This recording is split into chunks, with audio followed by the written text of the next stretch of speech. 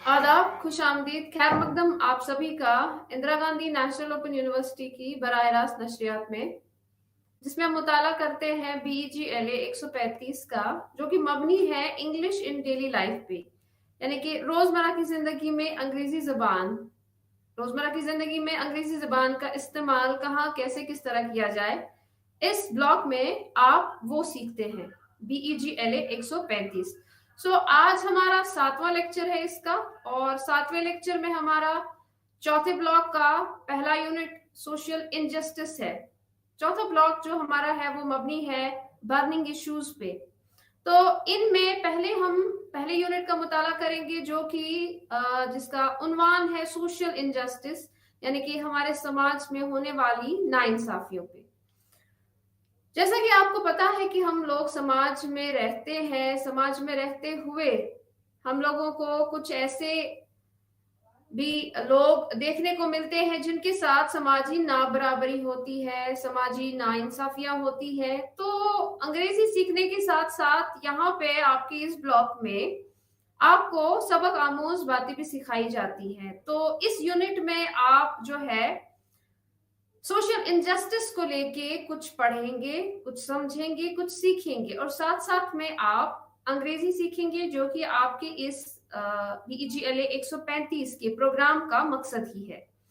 तो आगे बढ़ते हुए आइए हम साख्त में इसकी चलते हैं। तो पहले ही हम देखते हैं, हमेशा की तरह इसमें पहले आपके मकासद आएंगे, उसके बाद वार्म अप में कोई एक्सरसाइज होगी, उसके बाद पढ़ने की फहम में प्रेमचंद का ठाकुर का कुआं, ये एक इक्तबास होगा जो आप पढ़ेंगे। हमेशा की तरह पढ़ने की फहम में आपके लिए एक इक्तबास होता है जिसमें आप कुछ ना कुछ पढ़ते हैं, और पढ़ने के साथ साथ आप उसका मुताला करने के साथ साथ आप उसमें से कोई सबक आमूज बात सीखते हैं, या फिर उसके साथ साथ बात सीखने के साथ साथ आप अंग्रेजी भी सीखते हैं। अल्फाज में एक जैसे अल्फाज के मुख्तलिफ माना, यानी कि कुछ ऐसे अल्फाज होते हैं हमारे पास अंग्रेजी में जिनके मुख्तलिफ माना होते हैं। ग्रामर में फेल प्लस टू, फेल और टू इकट्ठे एक साथ किस तरह जब हम इस्तेमाल करते हैं तो उनके क्या माना मतलब निकलते हैं, वो आप इस ब्लॉक में जो है इस यूनिट में उसका मुताला करेंगे।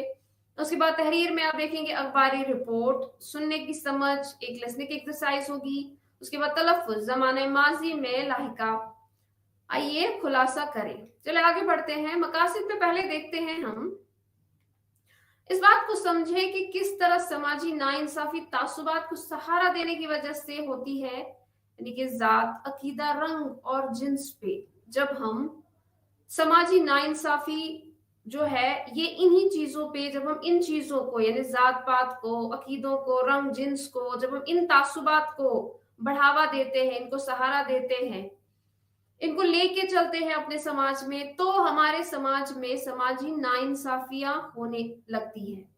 प्रेमचंद की कहानी पर मबनी इन मसाइल में से कुछ की तारीफ करें। प्रेमचंद की कहानी एक हम इस यूनिट के इक्तबास में पढ़ेंगे, उसका मुताला करेंगे, और इन मसाइल से मुतालिक उसमें कुछ सीखेंगे, कुछ पढ़ेंगे। मौजूदा समाजी मसले पर एक मजमून लिखिए, यानी कि जो हमारे इर्द गिर्द समाज में मसाइल होते हैं, तो उन पे आप एक मजमून भी सीखेंगे लिखना। जैसे आप देखेंगे कि प्रेमचंद ने किस तरह एक मजमून लिखा है समाजी नाइंसाफी को लेके, समाजी नाबराबरी को लेके, तो बिल्कुल उसी तरह जो है आप सीखेंगे कि एक समाजी मसले पे मजमून कैसे लिखा जाए। बामाना हालात में लामहदूद फैल तक की मश्क करें, यानी कि फैल की मश्क भी होगी आपकी इसमें। मुख्तलिफ फिक्रे और मुहावरों का इस्तेमाल करें। मुख्तलिफ फिक्रे होंगे, मुहावरे होंगे आपके इस यूनिट में जिनका आप इस्तेमाल सीखेंगे। एक तकरीर सुने और इसमें सवालात के जवाब दें। एक सुनने की एक्सरसाइज में एक तकरीर होगी जिसके बाद में कुछ सवाल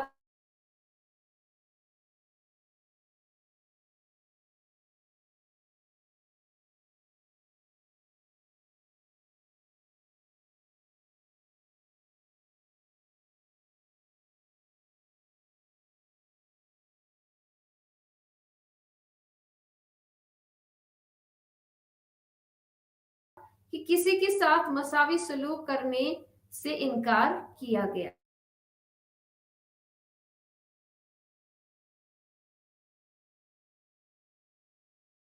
मसावी है, यानी कि बराबरी नहीं है हमारे माशरे में, सबके साथ एक जैसा सुलूक नहीं है, सबके साथ एक जैसा जो है हम हिंदी में जिसे व्यवहार कहेंगे, एक जैसा सुलूक हमारे जो माशरे है उसमें नहीं होता है। पानी, हवा, जीने का हक, बात करने का हक, बोलने का हक, अपनी बात आगे रखने का हक, अपने हकूक हासिल करने का हक, ये जो है ये चंद लोगों का ही इस्तेकाक बन गया है, बन के रह गया है। यानी कि कुछ ही लोग जो है उन तक इसकी रसाई है। कुछ लोग पानी को तरसते हैं, हवा को तरसते हैं, जीने के जो हमारे हकूक होते हैं, बिल्कुल हमारे जो जीने के हक होते हैं, हुकूक होते हैं, उनको लेके भी चंद लोगों को मसले होते हैं। अपनी जिंदगी के 5 वाकयात की फहरिस्त बनाएं। आपसे पूछा जा रहा है, आपसे कहा जा रहा है कि आप अपनी जिंदगी के 5 वाकयात की फहरिस्त बनाएं जहां आपने महसूस किया कि किसी के साथ मसावी सलूक करने से इनकार किया गया है। आपने कभी अपनी जिंदगी में देखा होगा, कहीं पे रंग की बुनियाद पे, कहीं पे जिन्स की बुनियाद पे, कहीं पे किसी और बुनियाद पे जो है किसी इंसान के साथ जो है मसावी सुलूक यानी एक जैसा सुलूक करने से इनकार किया गया। आपको 5 वाकयात की फहरिस्त बनानी है कि किसी एक साल में मेरे साथ कोई ऐसा तालिब इल्म पढ़ता था जो किसी और जो जात का था, उसके साथ किसी ने ऐसे ही गैर मसावी सलूक किया, उसको अपने बराबर समझने से इनकार कर दिया, या फिर ऐसे ही कुछ ऐसे 5 वाकयात की फहरिस्त आपको बनानी है जहां पे आपको ऐसा लगा हो कि किसी के साथ जो है मसावी सलूक करने से इनकार किया गया है। अब पढ़ने की इसमें फहम में जिसको हम रीडिंग कॉम्प्रहेंशन कहते हैं, इसमें आप पढ़ेंगे आज the Thakur well by Premchand, यानी कि ठाकुर का कुआं, जिसको बहुत ही मशहूर जो अफसाना निगार प्रेमचंद है, जिनका कोई ना कोई अफसाना आपने अपनी 8वीं 9वीं 10वीं जमात की जो आपकी किताबें हैं उनमें पढ़ा होगा। प्रेमचंद बहुत ही मशहूर हैं। तो आज यहाँ पे उन्हीं की एक कहानी दी गई है आपको पढ़ने के लिए, आपके फहम के लिए, आपकी समझ के लिए। ज़हन में दी गई कहानी को पढ़े और इस पर सवालात के जवाब दे। ये कहानी हम पढ़ेंगे और आगे आने वाले सवालात जो है इसके, कहानी को पढ़ के, इसको समझ के, इसका मुताला करके फिर हम उनके जवाबात तलाश करेंगे। जो को लोटा मुंह पर ले आया लेकिन पानी से बदबू आ रही थी। इसने गंगी से कहा, ये कैसा पानी है, इससे इतनी बदबू आती है कि मैं इसे पी नहीं सकता। मेरा गला जल रहा है और तुम मुझे पानी पिलाओ जो खराब हो गया है। जो को एक निचले तबके का आदमी है जो बीमार है, अपने बिस्तर पे पड़ा हुआ है, और इसकी बीवी जो है गंगी उससे पानी मांग रहा है क्योंकि इसने कई दिनों से पानी नहीं पिया है। और जब इसकी बीवी इसके लिए पानी लाती है तो उस पानी से इसको बदबू आती है और ये कहता है कि मेरा गला जल रहा है और तुम मुझे ऐसा पानी पिला रही हो जो खराब हो गया है। हर शाम गंगी पानी के जग भरती। कुएं काफी दूर थे और इसके लिए कई सफर करना मुश्किल था। वो ये पानी कल लाई थी और इस वक्त कोई बदबू नहीं आई थी। अब वहां से कैसे हो सकता है? इसने लोटे को अपने नथनों तक उठाया और यकीनन इससे बदबू आ रही थी। यानी कि गंगी जो है इसकी बीवी, इसने इस लोटे को, पानी के लोटे को, जैसे कि इसको जोको ने कहा कि आपने ये कैसा पानी मुझे दिया, इसमें से तो बदबू आ रही है। इसने जब ये लोटा अपनी नथनों तक उठाया, यानी कि अपनी नाक तक पहुंचाया, तो यकीनन इस पानी में से बदबू आ रही थी। यकीनन कोई जानवर कुएं में गिरकर मर गया होगा, लेकिन वो नहीं जानती थी कि इसी पानी से कहां से मिलेगा। कोई भी इसे ठाकुर के कुएं तक जाने नहीं देता था। अब ये पानी पीने के लायक तो नहीं था। शायद इस पानी के कुएं में जिससे इसने ये पानी लाया था, शायद उसमें कोई जानवर गिर के मर गया होगा, इसीलिए इसी वजह से उस पानी से जो है बदबू आ रही थी। अब इसको जोको के लिए नया पानी दरकार था और अब उसके लिए वो पानी लाना मुश्किल था। क्यों? क्योंकि इसका जो अपना कुआं जिस जहां से ये पानी लाती थी वो बहुत दूर था, रात का वक्त था, और अब जो कुआं इनके यहाँ पे नजदीक था वो ठाकुर का कुआं था। वहां जाने इनको नहीं दिया जाता। यहाँ तक कि वो जब वो दूर होती तो लोग इस पर चीखना शुरू कर देते। गांव के दूसरे सिरे पर दुकानदार के पास कुआं था, लेकिन वहां भी वो इसे पानी नहीं भरने देते थे। अपने जैसे लोगों के लिए गांव में कोई कुआं नहीं था। ये निचली जात के लोग थे जिनके लिए पानी पीना भी किसी कुएं से, यानी ऊंची जात के लोगों से था। अगर ये उनके कुएं के नजदीक भी चले जाते, ठाकुर जो कि ऊंची जात का था और ये गंगी जो खो ये नीची जात के थे, ये उनके कुएं तक इनकी रसाई नहीं थी, ये वहां पे जाके पानी नहीं पी सकते थे। और एक दुकानदार था वहां पे जिसके पास भी एक कुआं था, और वहां से भी इनको पानी भरने नहीं दिया जाता था। इनको इतना वहां पे इतनी जलालत की जाती कि जब दूर से ही इनको लोग देखते तो इन पे चीखना शुरू कर देते। जो कई दिनों से बीमार था, थोड़ी देर के लिए अपनी प्यास पर काबू पाया। फिर इसने कहा, मैं इतना प्यासा हूं कि मैं इसे बर्दाश्त नहीं कर सकता, मुझे पानी लाओ, मैं नाक पकड़कर थोड़ा पी लूंगा। जो कि कई दिनों से बीमार भी था, प्यास की शिद्दत बहुत बढ़ रही थी, उसको उसकी प्यास पे काबू नहीं वो पा रहा था। उसने अपनी बीवी से कहा कि मैं इतना प्यासा हूं, अब मुझे बर्दाश्त नहीं हो रहा है, मुझे पानी ले आओ, मैं नाक पकड़ कर ही थोड़ा पी लूंगा। गंगी ने इसे नहीं दिया। इसकी बीमारी जो है खराब पानी पीने से मजीद बढ़ जाएगी, और वो जानती थी, लेकिन वो नहीं जानती थी कि पानी को उबालने से ये महफूज हो जाएगा, क्योंकि उन दिनों में इतनी ज्यादा जो है जानकारी, इतनी ज्यादा मालूमात जो है गरीब लोगों के पास, गरीब तबके के पास नहीं जाती थी। इसने कहा, तुम इसे कैसे पी सकते हो, कौन जाने इसमें कौन सा दरिंदा मर गया है, मैं जाकर तुम्हें कुएं से पानी लाती हूँ। कंगी ने इसे ये पानी नहीं पीने दिया, क्योंकि उसे पता थी कि जोको है उसकी बीमारी जो है ये गंदा और गलीज पानी पीने नहीं पीने दूंगी, मैं जाकर तुम्हारे लिए कुएं से नया पानी ले आऊंगी। जोको ने हैरान होकर उसकी तरफ देखा, ज्यादा पानी कहाँ से मिलेगा, ठाकुर और दुकानदार दोनों के पास कुएं हैं, क्या वो मुझे सिर्फ एक लोटा भरने नहीं देंगे। तो जो को हैरान हो गया, उसको पता था कि इतनी रात देर गए, कहीं से पानी लाना मुश्किल है। ठाकुर का कुआं, दुकानदार का कुआं, दोनों ऐसे कुएं हैं जहां से इनको रसाई नहीं थी। तो वो कहती है कि क्या वो मुझे एक लोटा तक भरने नहीं देंगे, तुम अपने बाजू और टांगे तोड़कर वापस आओगी, बस बेहतर होगा कि आप बैठ जाएं और खामोश रहे, ब्राह्मण गाली देगा, ठाकुर मारेगा, आपको एक लाठी है और वो पैसे देने वाला दुकानदार हर एक के बदले 5 लेता है। किसे परवाह है कि हम जैसे लोग क्या किस चीज से गुजरते हैं, किस हाल से गुजरते हैं। वो कुछ भी मदद करने के बारे में कुछ भी कहें, हम सिर्फ मर सकते हैं और कोई भी इस दरवाजे पर नजर डालने नहीं आएगा। क्या आपको लगता है कि ऐसे लोग आपको अपने कुएं से पानी निकालने देंगे? तल्ख हकीकत उन अल्फाज में थी और गंगी इससे इनकार नहीं कर सकती थी, लेकिन वो इसे बदबूदार पानी नहीं पीने देती थी। तो ये जो अल्फाज जो हैं, जो जोको ने अपनी बीवी से कहे, उसको समझाने लगा कि हम जैसे लोगों की जो है यही जिंदगी है, हमें अगर हम अपने घरों में मर भी जाएं तो हमें नजर डालने भी कोई ना आएगा। अब जो गंगी है उसने ये तल्ख हकीकत सुनी, अपने जो शौहर है उनकी जो अल्फाज है वो सुने, वो जानती थी, वो इसे इनकार भी नहीं कर सकती थी, लेकिन वो उनको बदबूदार पानी भी पीने नहीं दे सकती थी। रात के 9 बजे तक मरता थके खेत के हाथ गहरी नींद सो रहे थे, लेकिन ठाकुर के दरवाजे पर 1.5 दर्जन समाजी नाइंसाफी वाले जमा थे। ये जमाना नहीं था और न मैदान में बहादुरी का मावा क्या थे, कमरा अदालत में बहादुरी इस दिन का मौजू था। ठाकुर ने कितनी चालाकी से मकामी पुलिस सरबराह को एक खास मामले में रिश्वत दी थी और इस कार्ड से आजाद हो गया था।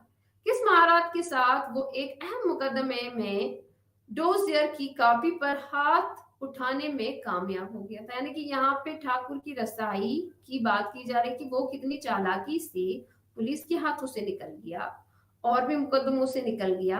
क्लर्कों और मैजिस्ट्रेटों ने कहा था कि कॉपी हासिल करना नामुमकिन है। एक ने इसके लिए 50 का मुतालबा किया, यानी कि 50 रुपए का मुतालबा किया उस जमाने की, दूसरे ने 100, लेकिन पैसे न होने पर एक कॉपी उड़ती हुई आई थी। आपको इन मामलात में काम करने का सही तरीका जानना था, लेकिन फिर भी जो है क्लर्क और मजिस्ट्रेटों के इनकार करने के बावजूद भी जो ठाकुर है उसने किसी अहम डॉक्यूमेंट को हासिल किया था। क्योंकि उसको पता थी कि इन मामलात में काम करने का सही तरीका क्या है, कौन सा तरीका है जिनसे ऐसे काम यानी कि गैर कानूनी काम निकाले जा सकते हैं। इस वक्त गंगी अपने कुएं से पानी लेने ठाकुर के घर पहुंच गई। तेल के एक छोटे से चिराग की मध्यम चमक ने कुएं को रोशन कर दिया। गंगी दीवार के पीछे छुप कर बैठ गई और सही लम्हे का इंतजार करने लगी। गांव के सभी लोग इस कुएं का पानी पीते थे। अब जैसे तैसे करके जो गंगी है वो इस कुएं से पानी लेने के लिए आ गई, ठाकुर के घर पहुंच गई। उसने अपने साथ एक तेल का छोटा सा चिराग उठाया और दीवार के पीछे छुप गई। पूरा गांव जो था इस कुएं से पानी लेता था सिवाय ऐसे लोगों के। गंगी दीवार के पीछे छुप कर बैठ गई और सही लम्हे का इंतजार करने लगी। गांव के सभी लोग इस कुएं का पानी पीते थे। ये यहाँ बाल्टियां नहीं भर सकते थे। पूरे गांव के लोग जो थे वो यहाँ आके पानी पीते थे, यहाँ से पानी हासिल करते थे। लेकिन गंगी और इस जैसे बाकी लोग जो निचले तबके के थे, जिन्हें अछूत कहा जाता था, उनके लिए ऐसे कुओं पे कोई रसाई नहीं थी। ऐसे कुओं के नजदीक आना भी पाप समझा जाता था उनके लिए। गंगी का नाराज दिल रस्म की पाबंदियों और सलाखों के खिलाफ पुकारा। वह इतनी नीची और दूसरे उतने ऊंचे क्यों थे? क्योंकि उन्होंने अपने गले में धागा बांधा था। तो वो अपने साथ अपने दिल में आजारी करते हुए सोच रही है कि वो इतनी नीची और बाकी लोग इतने ऊंचे कैसे थे। फर्क सिर्फ इतना ही था कि उन लोगों ने अपने गले में धागा बांधा था, जैसे कि ब्राह्मण लोग बांधते थे। गांव में उनमें से कोई ऐसा नहीं था जो बोसीदा न हो, यानी कि ऐसे लोगों में कोई भी ऐसा नहीं था जो साफ सुथरा था, जिसे कोई गुनाह ना किया हो। उन्होंने चोरी की, उन्होंने धोखा दिया, उन्होंने अदालत में झूठ बोला। इसी दिन ठाकुर ने गरीब चरवाहे से एक भेड़ आई थी, फिर उसे मारकर खा गया था। वो साल के तमाम 12 महीने पादरी के घर में जुआ खेलते थे। दुकानदार ने घी बेचने से पहले इसमें तेल मिला दिया था, यानी कि वो दूध के धुले नहीं थे। कोई भी उनमें से भला आदमी नहीं था। फिर भी वो लोग ऊंचे और ये लोग नीचे क्यों थे? वो आपको अपना काम करने पर मजबूर करेंगे, लेकिन वो अपनी जान बचाने के लिए इससे उजरत नहीं देंगे। बस वो इतने बुलंद और ताकतवर कैसे थे? बात सिर्फ अल्फाज की थी। गंगी ने सोचा, हम ये शोर मचाते हुए नहीं जाते कि हम बेहतर हैं। वो जब भी गांव में आती वो उसे शहवत भरी नजरों से देखती। वो हवस की आग में जलते थे, इनमें से हर एक, लेकिन वो शेखी बिगाड़ते थे कि उस जैसे लोगों से बेहतर है। यानी कि वो लोग ऐसे थे, अपने काम निकालते थे, किसी को आसानी से उजरत नहीं देते थे, अपने आप को बुलंद और ताकतवर समझते थे। लेकिन कैसे, ये क्या चीज थी जो उनको इतना बुलंद और ताकतवर बनाती थी और गंगी जैसे लोगों को इतना नीचा? दो औरतें पानी भरने आई थी और बातें कर रही थी। एक ने कहा, वहां वो खा रहे थे और वो हमें मजीद पानी लेने का हुक्म देते हैं। एक जग के पैसे नहीं हैं। मर्दों को रश्क आता है अगर वो सोचते हैं कि वो हमें बैठे बैठे देखकर आसानी से काम लेते हैं। ये ठीक है, और आप उन्हें कभी खड़ा उठाते और खुद लाते हुए नहीं देखेंगे। वो हमें सिर्फ इस तरह हासिल करने का हुक्म देते हैं जैसे हम गुलाम हैं। अब जहाँ पे गंगी बैठी, औरतें पानी भरने के लिए इस कुएं के पास आई और वो आपस में बातें कर रही थी। अगर तुम गुलाम नहीं हो तो क्या हो? आप खाने और कपड़ों के लिए काम करते हैं और यहाँ तक कि 5 या 6 रुपए से ज्यादा कुछ हासिल करने के लिए आपको छीनने पड़ते हैं। अगर एक गुलाम नहीं है तो क्या है? मुझे शर्मिंदा न करो बहन, मैं जो कुछ करती हूँ वो सिर्फ 1 सेकंड के आराम के लिए होता है। अगर मैं किसी और के खानदान के लिए इतना काम करती तो मेरे पास आसान वक्त होता और वो शुक्रगुजार भी हो सकते हैं। लेकिन यहाँ आप जरूरत से ज्यादा काम करने से मर सकते हैं और वो सब सिर्फ भूखेंगे। जब वो दोनों बाल्टियां भरकर चली गई तो गंगी दरख्त के साये से निकलकर कुएं के चबूतरे के करीब आई। बेकार चले गए। ठाकुर ने दरवाजा बंद कर लिया और सोने के लिए सहन में अंदर चला गया। गंगी ने सुकून की सांस ली। हर तरफ मैदान साफ था। यहाँ तक कि शहजादा जो देवताओं से अमृत चुराने के लिए निकला था, वो ज्यादा मुहतात अंदाज में आगे नहीं बढ़ सकता था। गंगी कुएं के चबूतरे पर चढ़ती है, वो पहले कभी नहीं ऐसा हुआ, ऐसा फतह। उसने बाल्टी के चारों तरफ रस्सी बांध दी, जैसे कोई सिपाही चोरी कर रहा हो। रात के वक्त दुश्मन के किले को इसने हर तरफ एहतियात से देखा। अगर वो अब पकड़ी जाती तो रहम या नरमी की जरा सी भी उम्मीद न थी। आखिरकार देवताओं से दुआ के साथ इसने हिम्मत की और बाल्टी को कुएं में डाल दिया। आहिस्ता आहिस्ता ये पानी में डूब गया। हल्की सी आवाज भी नहीं थी। गंगी ने इसे अपनी पूरी ताकत के साथ कुएं के किनारे पर झटक दिया। कोई मजबूत मुसल्लह खिलाड़ी इससे ज्यादा तेजी से ऊपर नहीं ले जा सकता था। वो इसे पकड़ने और दीवार पर लगाने के लिए झुकी ही थी कि अचानक ठाकुर का दरवाजा खुला। शेर के जबड़े इससे ज्यादा खौफजदा नहीं कर सकते थे। रस्सी इसके हाथ से छूट गई। टकराने से बाल्टी पानी में गिर गई। इसके बाद रस्सी और चंद सेकंड के लिए छिटकने की आवाजें आईं। चीखना हुआ, वहां कौन है, वहां कौन है। ठाकुर कुएं की तरफ आया और गंगा चबूतरे से छलांग लगाकर जितनी तेजी से भाग सकती थी भाग गई। जब वो घर पहुंची तो जोको अपने मुंह पर लोटा लिए वो गंदा बदबूदार पानी पी रहा था। तो ये प्रेमचंद की कहानी थी, जिसमें वो जोको और उसकी बीवी गंगी के बारे में बताता है कि वो एक निचले तबके के रहने वाले लोग हैं, जो ऊंचे तबके के रहने वाले लोग, ऊंची जात के रहने वाले लोगों के साथ जिनका मेलजोल नहीं हो सकता, यहाँ तक कि उनको पानी तक पीने की इजाजत नहीं है। ये आप देखें कि समाज में हमारे कितनी नाबराबरी और कितनी नाइंसाफी है। ऐसे लोग क्या हमारे जैसे नहीं हैं? जिसने हमें बनाया, तो फिर हम उन पर कैसे सबकत हासिल ले सकते हैं, कैसे सबकत हासिल कर सकते हैं, कैसे हम अपने आप को उनसे ज्यादा बढ़कर समझ सकते हैं।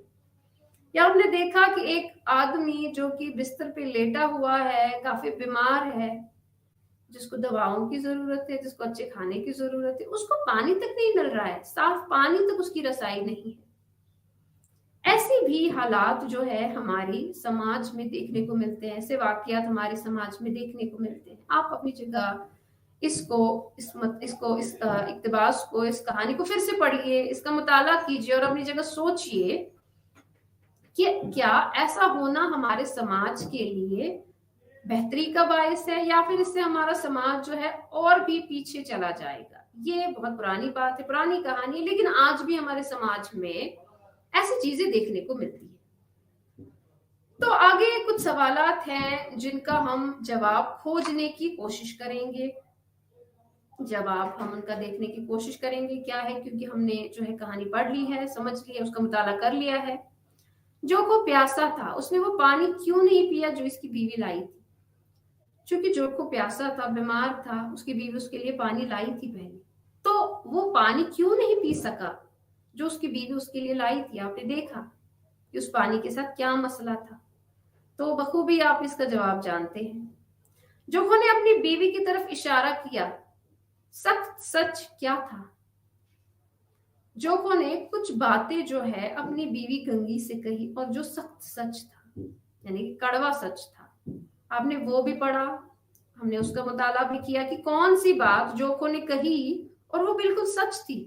उससे जो है गंगी अपने मुंह से इनकार नहीं कर सकती थी। वो ऐसी बातें थी जो सही थी। तो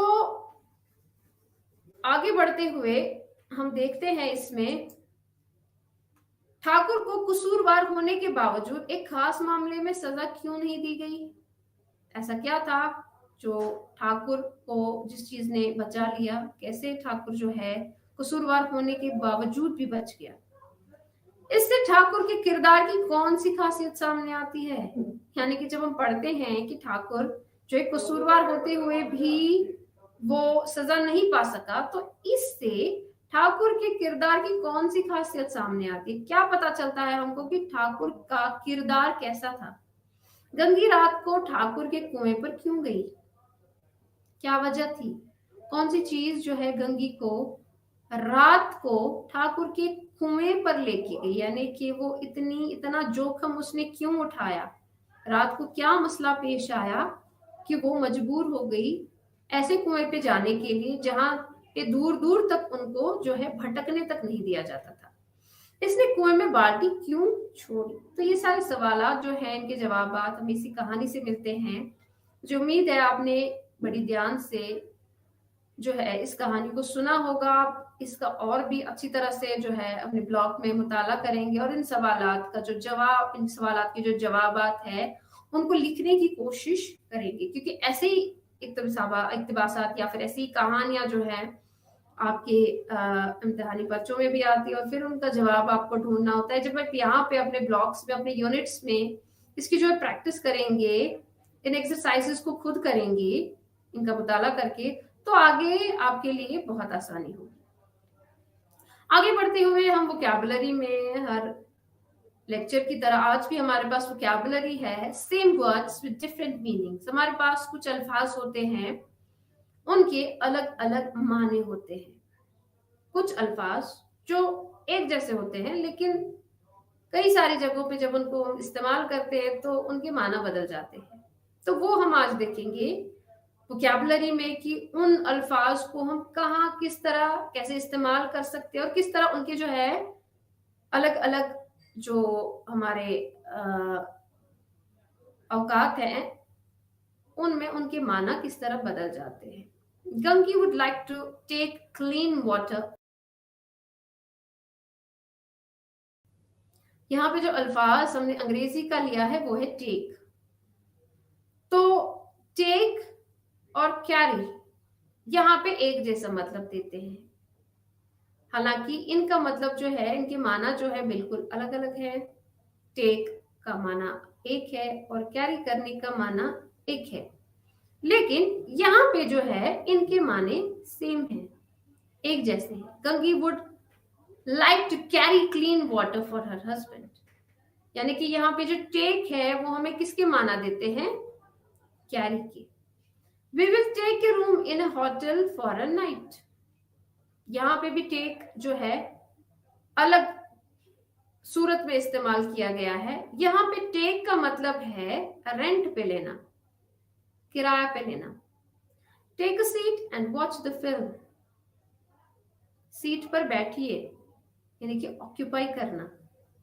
तो आप देखते हैं कि एक ही अल्फाज है टेक।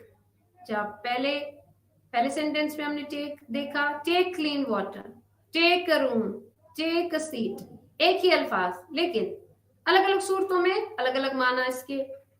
पहले जो सेंटेंस है उसमें इसका माने निकलते हैं कैरी करने के, दूसरे में रेंट लेने के, तीसरे में ऑक्यूपाई करने के। इसी तरह the accountant was accused of taking bribes. यहाँ पे टेक का अलग माना है, बिल्कुल अलग। टेक यानी कि लेना, एक्सेप्ट करना।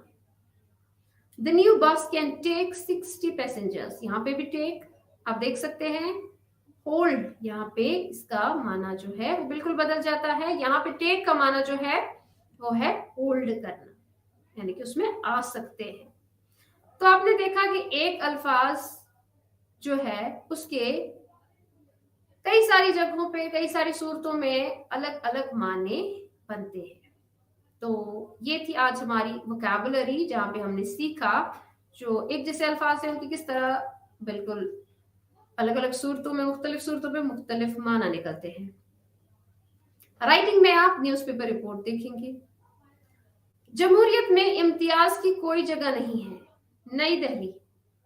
ये शर्म की बात है कि आजादी के 56 साल बाद भी खवातीन मुल्क के साथ इम्तियाजी सुलूक किया जा रहा है। आइन का आर्टिकल 14 ये फराहम करता है कि किसी भी शहरी के साथ जात, पात, अकीदा, जिन्स, मजहब वगैरह की बुनियाद पर इम्तियाजी सुलूक नहीं किया जा सकता। ऐसे कवानीन जिनका मकसद मुआशरे के कमजोर तबकों को बाइख्तियार बनाना है, आइन और कानून की दफात के साथ नाफिज होना चाहिए। रियासती पॉलिसी की हिदायती उसूल ज्यादा तादाद में खवातीन को कानून साजी के अमल में हिस्सा लेने की इजाजत होनी चाहिए। इससे जायदाद, विरासत और दीगर शोबों से मुतल्लिक मुख्तलिफ कवानीन में मौजूदा खामियों को दूर करने में मदद मिलेगी। तो ये जो न्यूज़पेपर रिपोर्ट है ये भी बिल्कुल मबनी है किस पे, जो समाजी ना बराबरी है उस पे। जमहूरियत में हमारी जमहूरियत है, जो हमारा जमहूरी निज़ाम है उसमें इम्तियाज की कोई जगह नहीं, यानी कि उसमें फेर फर्क करने की कोई जगह नहीं है। हमारा जो जमहूरी निज़ाम है वो हमें ये नहीं सिखाता है, उसमें हमें ये नहीं कहा गया है कि आप जो है जात पात, रंग, नस्ल, इन चीजों पे जो है आप इम्तियाज कीजिए और देखिए फर्क कीजिए लोगों में। इस न्यूज़पेपर रिपोर्ट में कहा गया है कि ये शर्म की बात है कि आजादी के 56 साल बाद भी खवातीन मुल्क के साथ इम्तियाजी सलूक किया जा रहा है। यानी कि यहाँ पे बात की जा रही है खवातीन मुल्क के हवाले से। जो हमारे मुल्क की खवातीन है आज भी यहाँ पे हमारे हिंदुस्तान में उनके साथ इम्तियाजी सलूक किया जा रहा है। आइन का आर्टिकल 14 हमें कहता है कि किसी भी शहरी के साथ अब जात पात, अकीदा, जिन्स, मजहब वगैरह की बुनियाद पर ऐसे कवानीन जिनका मकसद मुआशरे के कमजोर तबकों को बाइख्तियार बनाना है, आइन और कानून के दिफात के साथ नाफिज होने चाहिए। यानी कि ऐसे कानून बिल्कुल नाफिज होने चाहिए। है तो हमारे जमहूरियत में ये कवानीन है, आइन में ये कवानीन है, लेकिन ये बिल्कुल नाफिज होने चाहिए हर एक जगह, ताकि जो हमारे माशरे के कमजोर तबके हैं उनको बाइख्तियार बनाया जाए। रियासती पॉलिसी की हिदायती असूल ज्यादा तादाद में खवातीन को कानून साजी के अमल में हिस्सा लेने की इजाजत होनी चाहिए। यानी कि हमारी जो खवातीन हैं, हमारे माशरे की जो खवातीन हैं, उनको कानून साजी के अमल में ज्यादा से ज्यादा हिस्सा लेने की इजाजत होनी चाहिए। इससे जायदाद, विरासत और दीगर शोबों से मुतल्लिक मुख्तलिफ कवानीन में मौजूद खामियों को दूर करने में मदद मिलेगी।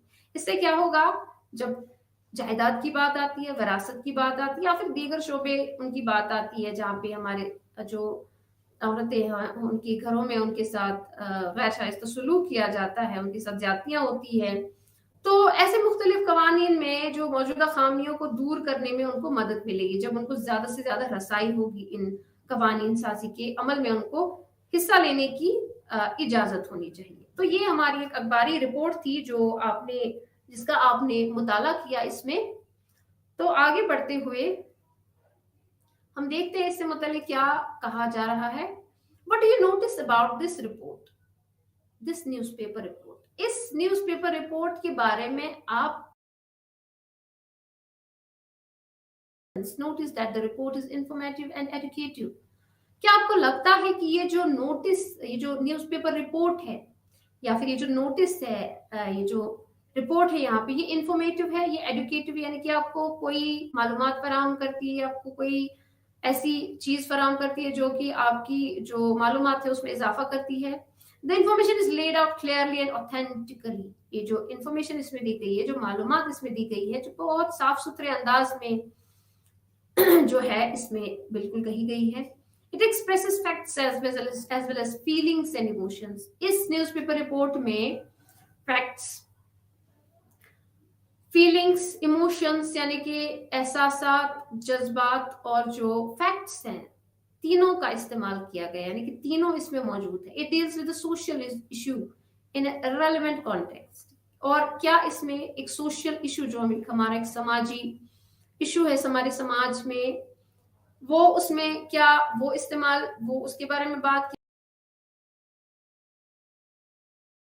On the issue which is evidently sincere. और जो लिखने वाला है उसका एक नजरिया है और जिस नजरिए को लेके वो बिल्कुल साफ सुथरा उसका अंदाज है। There is an evidence of research and apparent expertise on the topic. और क्या इस पे बिल्कुल जो सबूत है, शवाहिद है, रिसर्च है इस टॉपिक पे, क्या उसको मद्देनजर रखते हुए जो ये न्यूज़पेपर रिपोर्ट है वो बनाई गई है। The language is clear, precise and objective. और जो लैंग्वेज यानी कि जो जबान इसमें इस्तेमाल की गई है वो बिल्कुल साफ है, बिल्कुल साफ सुथरी और बिल्कुल ऑब्जेक्टिव है, यानी कि इसमें जो न्यूज़पेपर रिपोर्ट लिखने वाला उसकी अपनी कोई भी राय नहीं है, बिल्कुल ऑब्जेक्टिव है। तो इस तरह से से जो है आप अपनी न्यूज़पेपर रिपोर्ट को लिखेंगे। यानी कि यहाँ पे आपको सिखाया जा रहा है कि अगर आपने न्यूज़पेपर रिपोर्ट बनानी है तो आपको क्या चीज या किन चीजों को मद्देनजर रखना है, किन चीजों को ध्यान में रखना है कि आपकी जो न्यूज़पेपर रिपोर्ट है वो बिल्कुल मालूमाती होनी चाहिए। उसमें जो आप बात कहेंगे वो बिल्कुल साफ साफ आप कहने चाहिए। उसमें फैक्ट्स भी होने चाहिए, यानी कि कुछ ऐसे चीजें भी होनी चाहिए जो बिल्कुल सही हो। उनमें एहसासात भी शामिल होने चाहिए। कोई सोशल इशू जो आप उठा रहे हो वो बिल्कुल उसी अंदाज में आप उठाएं जिस अंदाज में आपको उठाना चाहिए। आपका अपना नजरिया बिल्कुल उससे जुड़ा हुआ होना चाहिए। आपकी जो रिपोर्ट है उस पे आपको पहले रिसर्च करने की जरूरत है, उस पे आपको एक्सपर्टीज होने की जरूरत है, यानी उस पे आपको महारत होने की जरूरत है, तब जाके आप कोई भी न्यूज़पेपर रिपोर्ट बना सकते हैं। और आपकी जो जबान है, जो लैंग्वेज है, वो बिल्कुल साफ होनी चाहिए, बिल्कुल सलीस होनी चाहिए और बिल्कुल ऑब्जेक्टिव होनी चाहिए। कि आपका अपना कोई भी उसमें जो है नजरिया नहीं होना चाहिए, अपना कोई जाती राय उसमें आपकी नहीं पड़नी चाहिए। तो ये सारे जो है नुकात आपको याद रखने हैं जब आपको कोई भी न्यूज़पेपर रिपोर्ट बनाना हो। इससे आगे हम सीखेंगे pronunciation, तलफ्फुज, suffixes in the past tense. The past suffix ed which turns the regular verbs into their past and past participle forms. Played, locked, etc. is pronounced in three different ways. Listen and repeat after the teacher. तो यहाँ पे हमने आगे भी इससे आगे वाले lectures में, पहले वाले लेक्चर्स में हमने प्रीफिक्सेस सफिक्सेस सीखे हैं जो कि हम कहीं पे आगे जो है अल्फाज के जो है उनको जोड़ते हैं, कहीं पे पीछे जोड़ते हैं। प्रीफिक्सेस सफिक्सेस उनको कहते हैं और उनको जोड़ने से जो है नए अल्फाज बनते हैं। आज हम सीखेंगे ईडी। जब हम जोड़ते हैं सफिक्स, जब हम किसी अल्फाज के पीछे ईडी लगा देते हैं तो वो अल्फाज जो है वो अपना जो है वक्त जो है बदल देता है, यानी कि उसका जो टेंस है वो बदल जाता है, वो पास्ट टेंस बन जाता है। जैसे प्ले, खेलना, अगर हम इसके साथ ईडी लगाए तो ये प्लेड बन जाता है, यानी कि इसका माजी हो जाता है प्लेड। तो आप मेरे पीछे इसको जो है रिपीट करेंगे। I D, id, after the consonants T D, यानी कि जहां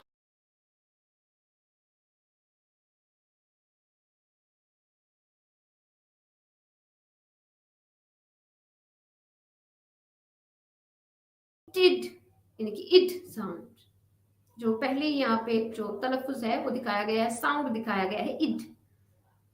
hated, lifted, batted, raided, implemented, discriminated, यानी यहाँ पे जो है इट का साउंड आता है जब हम ईडी इन अल्फाज के पीछे जोड़ते हैं। आगे T after the consonants P के टी एफ एफ एस। तो ये जो कॉन्सोनेंट्स है इनके पीछे जब हम ई डी लगाते हैं तो टी का साउंड निकलता है, जैसे stopped, stooped, mixed, passed, watched, pushed, logged। और डी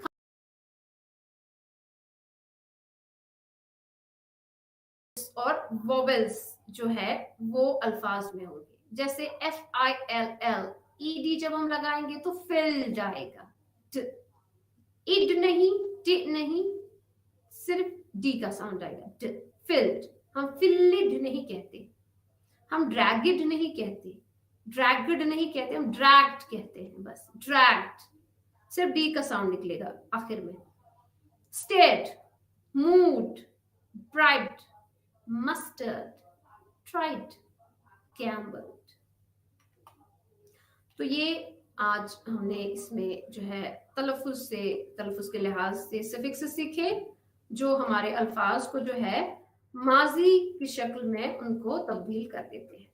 आगे बढ़ते हुए हम दूसरा यूनिट उसका मुताला करते हैं, मेक पीस नॉट वॉर। तो हमें जो है अमन कायम करना है, जंग नहीं। इसके मकासद हैं, वार्म अप है, पढ़ने की समझ है, अल्फाज, ग्रामर में आप सिफत सीखेंगे, तहरीर में डायरी, इंदराजात, सुनना, जॉन लेनन का गाना तस्वुर करें, बोलने की एक एक्सरसाइज होगी। तलफ्फुज में माइकल जैक्सन का गाना हील द वर्ल्ड, जो आपको डाउनलोड करना होगा और उसको सुनना होगा, और उसमें आप तलफ्फुज देखेंगे कि माइकल जैक्सन कैसे अल्फाज का जो है तलफ्फुज निकालते हैं। रीडिंग कॉम्प्रिहेंशन में, पढ़ने की फहम में, आज हम एन फ्रैंक की डायरी से एक जो है एक डायरी एंट्री पढ़ेंगे। एन फ्रैंक, अगर आपने नाम सुना होगा, तो वो एक छोटी बच्ची थी, जर्मनी में रहने वाली यहूदी लड़की थी, जो मशहूर हुई अपनी मौत के बाद। उसने एक डायरी लिखी हुई थी और आज भी वो उसकी डायरी की वजह से काफी मशहूर है। तो उसने अपनी डायरी जो है कुछ इस तरह से लिखी थी कि पढ़ने वालों ने, जिन्होंने उसको फिर उस डायरी को देखा, तो उनको हैरान कर दिया कि किस तरह से वो एक छोटी सी बच्ची अपनी डायरी में सब अपने एहसासात, अपनी रोजमर्रा की जिंदगी, जो उस वक्त उसके हालात थे, उस वक्त की जो, जिसको हम तारीख कह सकते हैं, पूरी तारीख उसने अपनी उस डायरी में लिखी थी। एन फ्रैंक एक जर्मन निषाद यहूदी थी। वो होलोकास्ट का शिकार थी। नाजियों से छुपने के दौरान उसने एक डायरी लिखी जो बाद में मिली और शाया हुई। उसका इंतकाल फरवरी 1935 में बेल्सन के एक हिरासती कैंप में हुआ। जैसा कि आपको पता है, आपने पढ़ा होगा कि जो यहूदी थे उनको जो है हिरासती कैंपों में रखा जाता था। तो इसका इंतकाल भी जो है एक हिरासती कैंप में हुआ। छुपने के दौरान उसने एक डायरी रखी थी जिसे वो किटी कहती थी।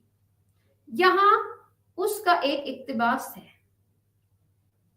उस डायरी का नाम एन ने जो है किटी रखा था। तो यहाँ पे उसका एक इक्तिबास है जो हम पढ़ेंगे। बुध 3 मई 1944। प्यारी किटी, सबसे पहले सिर्फ हफ्ते की खबरें। हम सियासत से छुट्टी ले रहे हैं। कुछ भी नहीं है रिपोर्ट करने के लिए, बिल्कुल कुछ नहीं। मैं भी आहिस्ता आहिस्ता यकीन करने लगी हूँ कि यलगार जरूर आएगी, जैसा कि आप आसानी से तस्वुर कर सकते हैं। हम अक्सर यहाँ मायूसी के साथ अपने आप से पूछते हैं, क्या, ओह जंग का क्या फायदा, लोग अमन से क्यों नहीं रह सकते, ये सब तबाही क्यों? सवाल बहुत काबिले फहम है, लेकिन अब तक किसी को इसका तसल्ली बख्श जवाब नहीं मिला। हाँ, वो अब भी ज्यादा बड़े हवाई जहाज, इससे भी ज्यादा भारी बम और एक ही वक्त में तामीर नौ के लिए पहले से तैयार शुदा मकानात क्यों बनाते हैं? जंग पर रोजाना लाखों क्यों खर्च किए जाएं? और फिर भी तिब्बी खदमात, फनकारों या गरीब लोगों के लिए पैसा भी दस्तयाब नहीं। कुछ लोगों को भूखा रहना पड़ता है जबकि दुनिया के दीगर हिस्सों में सरप्लस सड़ रहे हैं। हाय, लोग इतने पागल क्यों हैं? मैं नहीं मानती कि बड़े आदमी, सियासतदान और सरमायादार अकेले जंग के मुजरिम है। ओह नहीं, छोटा आदमी इतना ही शौकीन है, वरना दुनिया के लोग बहुत पहले बगावत पर उठ चुके होते। लोगों में तबाही, कत्लो गारत का जोर और गुस्सा पाया जाता है, और जब तक तमाम बनी नौआ इंसान बगैर किसी इस्तिस्ना के एक अजीम तब्दीली से गुजरता है, जंगें लड़ी जाएंगी और वो चीज जो बनाई गई, काश्त की गई और परवान चढ़ी तबाह हो जाएगी, बिगड़ा हुआ, जिसके बाद बनी नौआ इंसान को दोबारा शुरू करना पड़ेगा। मैं अक्सर मायूस रही हूँ, लेकिन कभी मायूस नहीं हुई। मैं अपने छुपने को जंग नहीं, अमन बनाना समझती हूँ। एक ही वक्त में खतरनाक, एडवेंचर, रोमानवी और दिलचस्प। मैं अपनी डायरी में तमाम प्राइवेशंस को दिल लगी समझती हूँ। मैंने अब दूसरी लड़कियों से मुख्तलिफ और बाद में आम घरेलू खवातीन से मुख्तलिफ जिंदगी गुजारने का इरादा कर लिया है। मेरा आगाज बहुत दिलचस्पी से भरा हुआ है और यही वाहिद वजह है कि मुझे इंतहाई खतरनाक लम्हात के मजाहिया पहलू पर हंसना पड़ता है। मैं जवान हूँ और मैं बहुत सी खूबियों की मालिक हूँ। मैं जवान और मजबूत हूँ, एक अजीम एडवेंचर में रहना। मैं अब भी इसके बीच में हूँ और सारा दिन बड़बड़ा नहीं सकती। मुझे बहुत कुछ दिया गया है, खुश तबीयत, बहुत खुश मिजाजी है और ताकत। हर रोज मैं महसूस करती हूँ कि मैं बातिन में तरक्की कर रही हूँ, कि आजादी करीब आ रही है। फितरत कितनी खूबसूरत है, लोग मेरे बारे में कितने अच्छे हैं, ये मुहिम जोई कितनी दिलचस्प है। फिर मैं मायूस क्यों रहूं तुम्हारी एन। तो ये जो इक्तबास है एन की डायरी से है, जो उसने बुध 3 मई 1944 को लिखा था। वो इसमें जो है लिखती है कि लोग जो है लाखों रुपए जंग पे क्यों खर्च करते हैं, रोज बरोज नए नए जो है जंग के सामान क्यों बनाए जा रहे हैं, जबकि लाखों लोग जो है भूख से मर रहे हैं, तड़प रहे हैं। लोगों के पास जंग करने के लिए पैसे तो हैं, लेकिन गरीबों को खाना खिलाने के लिए पैसे नहीं है। तिब्बे खिदमात अपने लोगों को फराहम करने के लिए पैसे नहीं है, लेकिन जंगों में बड़ी बड़ी तोपें और बड़े बड़े बम बनाने के लिए उनके पास काफी पैसे हैं। तो एन इन्हीं बातों से जो है हैरान होके इस डायरी में एंट्री कर रही है, लिख रही है उस दिन 3 मई 1944 को। वो ये महसूस कर रही है कि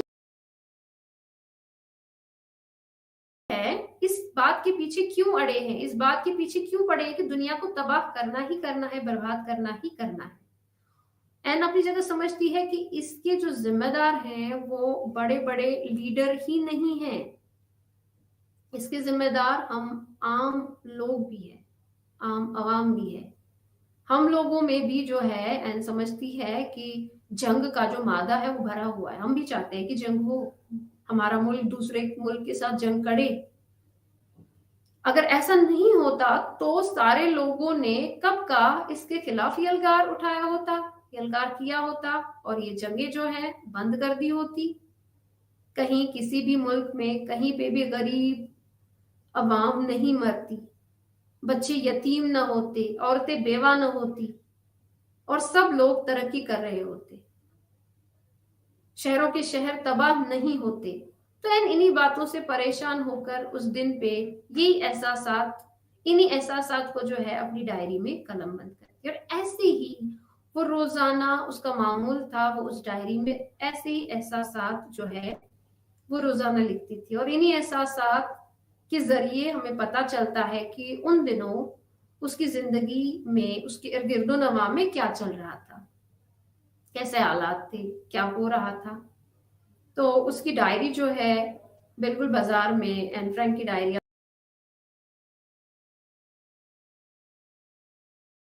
बिल्कुल आपको मिल जाएगी। आप चाहे तो उसको लाके उसका मुताला कर सकते हैं, और आप देखेंगे कि कितनी खूबसूरती से उसने वो डायरी एंट्रीज लिखी है।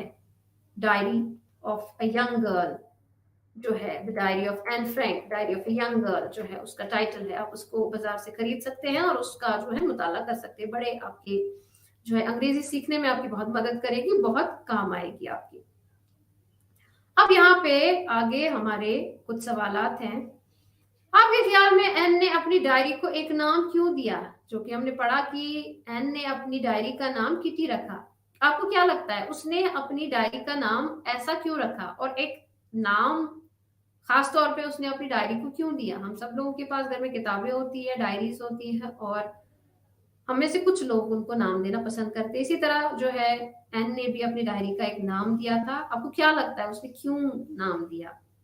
अपनी जगह पे आप सोचिए और इसका जवाब दीजिए। ये क्या चीज है जो एन को पहेली करती है, यानी कि कौन सी चीज है जो एन को हैरान कर देती है? उसको क्या चीज समझ में नहीं आती है? जो अभी जो मैंने आपको बताया, कौन सी ऐसी चीज है जो उसको समझ नहीं आती थी कि लोग जो है लाखों रुपए खर्च करते हैं तबाही के लिए, लेकिन तरक्की के लिए उनके पास पैसे नहीं है। एन के मुताबिक जंग के जिम्मेदार कौन है? वो भी मैंने आपको बताया इस इक्तबास में, मैंने आपको समझाया कि एन के मुताबिक जो है जंग के जिम्मेदार कौन है, सिर्फ बड़े बड़े लोग नहीं हैं, बड़े बड़े लीडरान नहीं हैं, हम आम लोग भी हैं। और वो कैसे, वो भी मैंने आपको बताया। आपके ख्याल में एन इन के छीनने को एक खतरनाक, रोमांचक और दिलचस्प मुहिम जोई क्यों समझती है? तो इसका जवाब भी आप जो है इसको मुताला करके, आपने मुताला किया, आप इससे मुताला कीजिए, और जो है एन अपने छुपने को एक खतरनाक, रोमांचक और दिलचस्प मुहिम जोई क्यों समझती है? क्योंकि वो जो थी वो छुपी हुई थी। एन जो में एक मकान की बेसमेंट में छुपी हुई थी, फिर उनको जो है पकड़ा गया था नाजीज के फौजियों के हाथों। तो अपने उस छुपने को वो एक दिलचस्प मुहिम, जो एक एडवेंचर क्यों समझती है। अगर हम लोगों को इस तरह छुपना पड़े तो हम उसे मुसीबत समझेंगे, लेकिन एन इसको एक एडवेंचर समझती है, एक रोमांवी और दिलचस्प मुहिम जो ये समझती है। क्यों?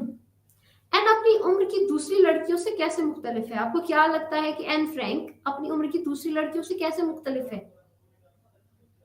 तो वो आप लिखेंगे, आपको क्या लगता है किस तरह से वो जो है एन फ्रैंक अपनी उम्र की बाकी जो लड़कियां हैं उनसे कैसे मुख्तलिफ है वो। तो बिल्कुल आप देखेंगे कि किस तरह से वो हर एक चीज पे नजर रखे हुए है कि क्या हो रहा है उसके इर्द गिर्द। हमारे इर्द गिर्द क्या होता रहता है हमें तो पता ही नहीं होता, उसके इर्द गिर्द क्या हो रहा है, वो क्या कर रही है, वो क्यों कर रही है, अपने एहसासात, अपने जज्बात को किस तरह वो अपनी डायरी में कलमबंद कर रही है। आप उसके जैसा कि मैंने आपको कहा कि आप उसकी डायरी बिल्कुल खरीदिए, लाइए, बहुत अच्छी चीज है, बहुत अच्छी किताब है आपके मुताले के लिए। आपको पता चलेगा कि वो किस तरह की लड़की थी। तो अपनी उम्र की दूसरी लड़कियों से वो बिल्कुल मुख्तलिफ थी। ऐसी उम्र में जब लड़कियां खेलने कूदने में मसरूफ होती हैं, एंड अपनी उस उम्र में बिल्कुल ऐसे मौजूआत पे जो है सोचती समझती थी जो उसकी उम्र की लड़कियों के मुवाफिक, यानी कि अब उसकी अपनी उम्र की बड़े से जो मुख्तलिफ मौजूआत है उन पे जो है बात करती थी। जिंदगी पर एन का एक नजरिया क्या है? क्या यह फितरी रवैया है? जिंदगी, एन जिंदगी को क्या समझती है? ये हमने आखिर में पढ़ा कि एन वहां पे होते हुए भी, कैंप में होते हुए भी, या जब वो छुपी हुई थी वहां पे होते हुए भी, जिंदगी को एक बहुत खूबसूरत अंदाज में जो देखती है। अगर हम में से कोई ऐसी मुसीबत में पड़ जाए खुदा न खास्ता, या तो हमारा तो जिंदगी से जो है उम्मीद ही हमारी छूट जाएगी। लेकिन आप देखें कि एन कितनी पुरउम्मीद है अपनी जिंदगी को लेके, वो कितना पॉजिटिव नजरिया रखती है। तो जिंदगी पर उनका क्या नजरिया है वो आपको बताना है, और क्या ये फितरी रवैया है, ये आप जो है ये कहेंगे, इन सवालात के जवाब देंगे। अब वोकैबुलरी में दूसरे यूनिट में है आपके, here are some words and expressions from N's diary, put them in the appropriate columns। तो यहाँ पे कुछ एक्सप्रेशंस दिए गए, कुछ एहसासात, कुछ अल्फाज दिए गए हैं जो कि दो तरीके के हैं, पॉजिटिव और नेगेटिव। तो आपको इन जो कि एक साथ दिए गए हैं अल्फाज, आपको उनको अलग अलग करके एक को पॉजिटिव कॉलम में लिखना है और दूसरे को नेगेटिव कॉलम में लिखना है। यानी कि मनफी जो है वो अलग करने हैं और पॉजिटिव जो है एक्सप्रेशंस उनको अलग करना है। तो हमारे अल्फाज जो है वो है revolt, rage, beautiful nature, great adventure, destroyed, cheerfulness, disfigures, strength, crumble, dangerous, despair, peacefully, interesting, kill, law, murder, war, happy nature, developing inwardly, downcast।